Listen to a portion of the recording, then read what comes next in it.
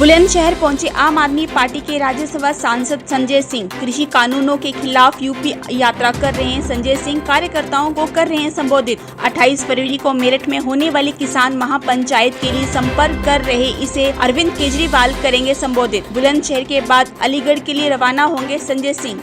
सभी पत्रकार बंधुओं को नमस्कार। और किसी भी प्रकार की कोई असुविधा भीड़ के कारण आपको हुई तो मैं आप सबसे क्षमा प्रार्थी हूं उसके लिए। आज जो बुलंदशहर आने का मकसद है, 28 तारीख को अरविंद केजरीवाल जी मेरठ की क्रांति धरा पर एक किसान महापंचायत को संबोधित करेंगे। आपको मालूम होगा कि पहले दिन से ही दिल्ली के मुख्यमंत्री केजरीवाल जी और हमारी पार्टी का एक एक कार्यकर्ता, विधायक और सांसद किसानों के आंदोलन के साथ खड़ा है और अभी पीर पर्वत बन चुकी है। अभी किसानों की तकलीफ आसमान पे पहुंच चुकी है। 90 दिन हो गया इस ठिठुरती ठंड में किसान बैठा हुआ है। उसको आतंकवादी कहा जा रहा है, उसको देशद्रोही कहा जा रहा है, उसको खालिस्तानी कहा जा रहा है। उस पे पानी की बौछारें, लाठियों से बरसा, आंसू गैस के गोले, जितनी तरीके से उसको प्रताड़ित कर सकते हैं किया जा रहा है। लेकिन ये काले कानून वापस नहीं लिए जा रहे हैं। मैं आम आदमी पार्टी की ओर से ये साफ तौर पे कहना चाहता हूं, जब तक तीनों काला कानून वापस नहीं हो जाता, हम किसानों के साथ कंधे से कंधा मिलाकर खड़े रहेंगे। इन कानूनों में किसानों के लिए कुछ भी नहीं है, अडानी अंबानी बड़े बड़े पूंजीपतियों के लिए सब कुछ है।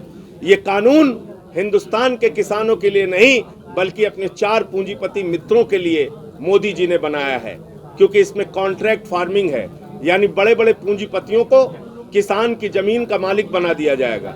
इसमें असीमित भंडारण की छूट है, यानी सस्ते में अनाज किसान से खरीदो, सस्ते में फल किसान से खरीदो, अपने यहाँ भंडारण करके उसको रख लो और महंगे दाम पे बाजार में उसको तब बेचो जब उसकी कमी हो जाए। तो महंगाई को, जमाखोरी को, कालाबाजारी को लीगलाइज करने वाला ये बिल है। दूसरी बात, एक बजट आया है मोदी सरकार का, उस बजट के अंदर हिंदुस्तान को बेचने का इंतजाम किया गया है। रेल बेची जा रही है, सेल बेची जा रही है, कोल बेचा जा रहा है, एयरपोर्ट बेची जा रही है, पोर्ट बेचा जा रहा है, स्टेडियम बेचा जा रहा है, गोदाम बेचा जा रहा है, सड़क बेची जा रही है, बिजली बेची जा रही है, पानी बेचा जा रहा है, LIC बेची जा रही है, बैंक बेचा जा रहा है। पूरा हिंदुस्तान बेचने का इंतजाम किया गया है। तो इसलिए मैं खत्म कर रहा हूँ। इसलिए अब इस देश को अगर बचाना है, अपने रोजगार को अगर बचाना है, कम से कम 35 लाख नौकरियां जाएंगी अगर ये विनिवेश हो गया, अगर ये सारी कंपनियां बेच दी गई तो। अगर इसको बचाना है तो नौजवान को, किसान को, मजदूर को, माताओं बहनों को, सबको सड़क पे निकलना पड़ेगा। उत्तर प्रदेश सरकार का 21-22 का बजट आया है, उन्होंने किसानों के लिए 700 करोड़ रुपए यानी कि पानी मुक्त करने के लिए कहा है। उन्होंने 18,000 करोड़ रुपए किसानों का बकाया है गन्ने का। 1.5 साल हो गए उसका भुगतान नहीं हुआ। मैं मेरठ में गया था तो किसान कह रहे थे, हमसे ये पूछा जाता है तुम्हारे घर में कोई बीमार है क्या जो पैसा दे दूं? तो वो कैंसर के मरीज का पर्चा लेके जाते हैं, उसको CMO के पास जांच करने के लिए भेजा जाता है। 18,000 करोड़ रुपए। वो सस्ती दरों पर लोन देने की भी बात कर रहे हैं। ये सिर्फ मूर्ख बनाने की बातें हैं। जो नहीं किया वो कैसे करेंगे? 18,000 करोड़ गन्ना किसान का नहीं दिया। मैं बता रहा हूं आपको, 4 साल से गन्ना किसान का 1 भी रुपया नहीं बढ़ाया।